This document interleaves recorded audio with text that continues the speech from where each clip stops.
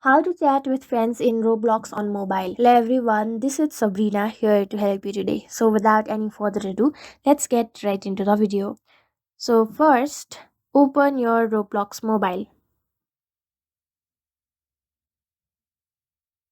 Wait for the application to load,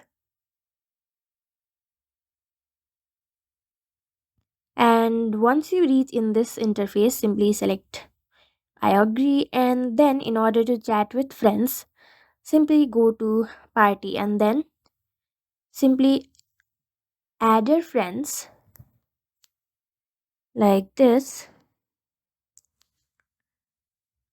And if you find a friend, simply send him or her the friend request, and after he or she accepts your friend request, you will be able to see an option of chat as well.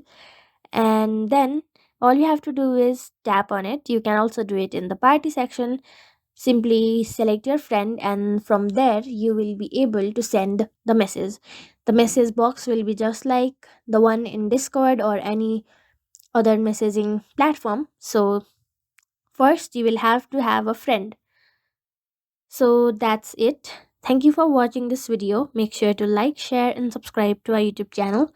If you got any questions, comment them down, and I'll catch you in the next one.